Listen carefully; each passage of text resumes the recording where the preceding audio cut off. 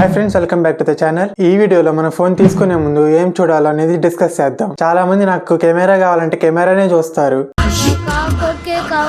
మిగతా స్పెసిఫికేషన్స్ అసలు పట్టించుకోరు. 1 year తర్వాత కెమెరా అనేదే బాగుంటుంది, తర్వాత ప్రాసెసర్ గానీ హీటింగ్ ఇష్యూస్ గానీ వస్తానే ఉంటాయి. కొన్న తర్వాత బాధపడటం కన్నా ముందే ఆ బెస్ట్ సెలెక్ట్ చేద్దాం. ఈ వీడియోని ఎండ్ వరకు చూడండి. 2024 అండ్ 2025 లో ఎలాంటి ఫోన్స్ తీసుకోవాలో, ఎలాంటి ఫోన్స్ తీసుకోకూడదో కూడా మీకు క్లారిటీ వస్తుంది. వీడియోలోకి వెళ్లే ముందు మన ఛానల్ ని కొత్తగా చూస్తున్న వాళ్ళైతే సబ్స్క్రైబ్ చేసుకోండి.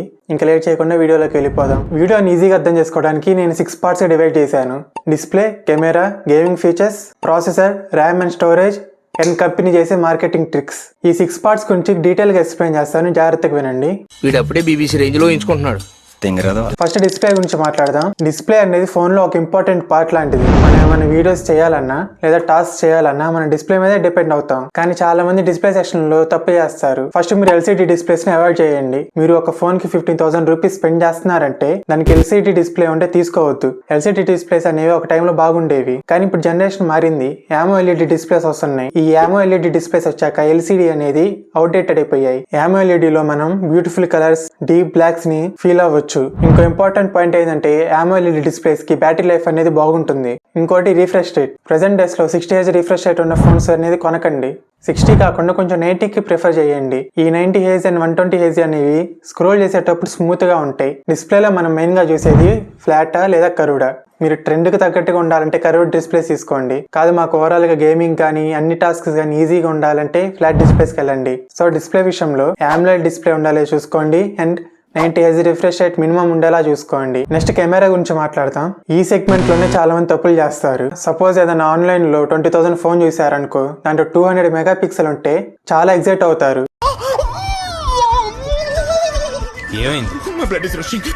కానీ ఇండోర్ లో లో లైట్ లో మీరు ఫోటో తీస్తే ఎలా ఉంటుందంటే,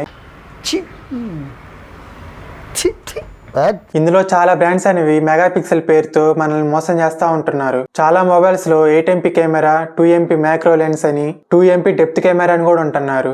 అంటే ఎందుకు యాక్చువల్గా ఇవన్నీ మనకు ఉపయోగం ఉండవు. మనకు కావాల్సిన మెయిన్ కెమెరాని. ఇంకోటి వచ్చేసి OIS ఉందో లేదో చూసుకోండి. OIS అంటే ఆప్టికల్ ఇమేజ్ స్టెబిలైజేషన్. ఇది లేకపోతే కెమెరా క్వాలిటీ అనేది అంతగా బాగోదు. ఎందుకంటే మన ఫోటో తీసేటప్పుడు హ్యాండ్స్ అనేవి ఆటోమేటిక్ షేక్ అవుతాయి. మన హ్యాండ్ ఒకటి షేక్ అయినప్పుడు ఈ OIS అనేది కెమెరాని స్టేబుల్ గా ఉంచిద్ది. సో ఫొటోస్ అనేవి క్లారిటీగా వస్తాయి.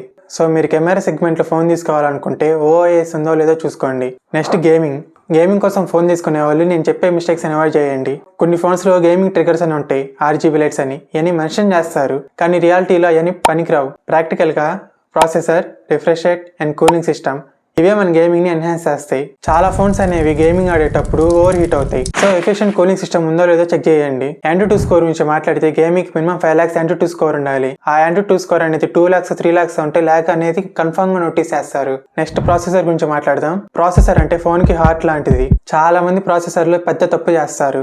ఒక 15,000 ఫోన్ కి minimum AnTuTu score 4 to 5 lakhs ఉండాలి. 2 lakhs ఉన్న AnTuTu స్కోర్ ఫోన్ తీసుకుంటే ల్యాగ్ అనేది ఈజీగా నోటీస్ చేస్తారు. ప్రాసెసర్స్ లో యూనిసోక్ లేదా ఎక్సినోస్ ప్రాసెసర్ ని అవాయిడ్ చేయండి. మీడియాటెక్ డైమెన్సిటీ లేదా స్నాప్డ్రాగన్ ప్రాసెసర్ ని సెలెక్ట్ చేసుకోండి. మీ ఫోన్ మంచిగా రన్ అవ్వాలంటే ప్రాసెసర్ చాలా important. Next RAM and storage గురించి మాట్లాడదాం. ఇది చాలా మంది కన్ఫ్యూజ్ అవుతారు. 2024 లో 4GB ర్యామ్స్ అనేవి తీసుకోకండి. దీనివల్ల యాప్స్ అనేవి ఎక్కువ హ్యాంగ్ అవుతాయి. మినిమం 6GB లేదా 8GB ర్యామ్ ఉండేలా చూసుకోండి. అండ్ స్టోరేజ్ లో కూడా 64GB ఉన్నవి వద్దు. ఫ్యూచర్ లో ఫోన్ అనేది హ్యాంగ్ అవ్వకుండా ఉండాలంటే మీరు ఖచ్చితంగా 256GB అనేది ప్రిఫర్ చేయండి. లాస్ట్ వచ్చేసి మార్కెటింగ్ ట్రిక్స్. స్మార్ట్ ఫోన్స్ అనేవి మార్కెటింగ్ ట్రిక్స్ యూస్ చేసి మనల్ని మోసం చేస్తారు. ఫస్ట్ వచ్చేసి మిలిటరీ గ్రేడ్ సర్టిఫికేషన్. ఫోన్ పడితే పగలనేది అదొక అబద్ధం. రియాలిటీలో ఫోన్ అనేది కరెక్ట్ యాంగిల్ లో కనుక పడితే ఫోన్ స్క్రీన్ ఖచ్చితంగా డ్యామేజ్ అయ్యింది. అండ్ ఇప్పుడు వర్చువల్ ర్యామ్ అనేది ట్రెండ్ అవుతుంది. 4GB + 4GB వర్చువల్ ర్యామ్ అంటారు. ఈ వర్చువల్ ర్యామ్ అనేది చాలా లిమిటెడ్ గా పనిచేస్తుంది. సో ఫిజికల్ ర్యామ్ కి ప్రిఫరెన్స్ ఇవ్వండి. థర్డ్ వచ్చేసి బ్రైట్నెస్ నిట్స్. 2000 nits బ్రైట్నెస్ అని, 3000 nits బ్రైట్నెస్ అని అంటారు. రియాలిటీలో 700 to 1000 nits అని ఈజీగా సరిపోతుంది. ఫైనల్ గా చెప్పేది ఏంటంటే ఫోన్ కొనే ముందు ఒక కంపార్ట్మెంటే చూడకండి.